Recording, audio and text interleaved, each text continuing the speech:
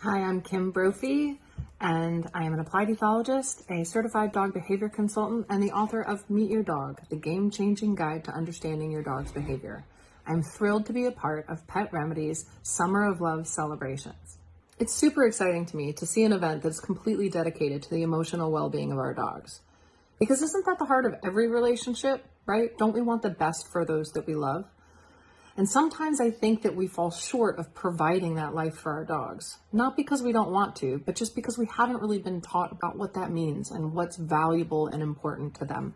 And of course, we all want a life worth living for our dogs. We want them to reach their fullest potential. And yet we've been told that their place in our lives is something that's not exactly right. So that's what I'd like to talk about today. I'd like to pull the curtain back for you and tell you a little bit more about your dogs that you've probably never thought about before. First of all, we have to realize that dogs are so much more than our pets. I have a whole TED talk about that if you want to dig into that. But, we've been told this idea in the modern world that dogs are, by definition, pets. But that's a really modern kind of narrative that we have been given.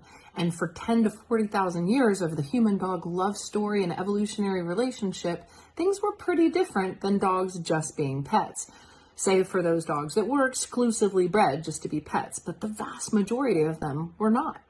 Now, I'm not suggesting that we shouldn't have dogs as companions in our lives, but I do think it's important that we examine what it really is to feel at home.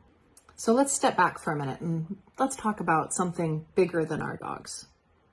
In nature, all animals are sentient and dynamic, complex beings. They are comprised of these variables and elements that are working together in an inextricable relationship to help to support that animal's optimal fitness for their life and conditions in the ecosystem that they evolved in. They have their learning, their experiences and education in life. They have their environment, the external conditions of their world, their habitat, niche, social group, and relationships. They have their genetics, the DNA that designed them inside and out, and then they have their self, the internal conditions of their age, sex, health, nutrition, disability, injury, etc. And of course, that 1 in a million personality that makes them exactly who they are as that individual. These are the legs that every species on Earth is comprised of, and our dogs are no exception to these natural laws. In nature, these 4 elements are perfectly designed to function harmoniously for every animal's benefit. They're born with the genetic design for their special niche. That's the result of generations of optimization for the environmental conditions of their unique habitat of their species. And as they learn as an individual self throughout the course of their own life, they contribute to that generational wisdom through their own adaptations to the world around them. Animals in nature don't have to worry about whether or not they feel at home because they were designed by the home that they evolved in, and they know nothing else. That's the ecosystem and niche that they're born into.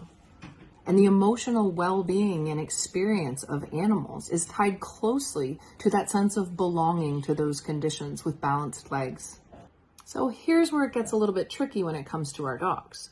See, dogs have been artificially selected for hundreds, even thousands of years to fill very distinct, specialized roles, filling very distinct niches in their shared lives with humans. For the vast majority of that time and for the vast majority of dogs, that wasn't the role of being just a pet. And the modern common practices of keeping our companion pet dogs in our lives is increasingly taking this sense of true home away from them. This often manifests as behavior problems.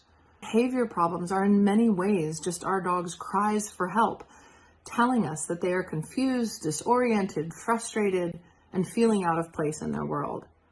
This fast-paced, sterile, indoor, physically sedentary lifestyle that we're living is a far cry from the ancestral homes that our dogs have come from. So let this summer of love be the year in history that we dog lovers finally woke up and really started looking at, understanding, talking about, and practicing in ways that reflect the values that we actually have for our canine companions in our lives.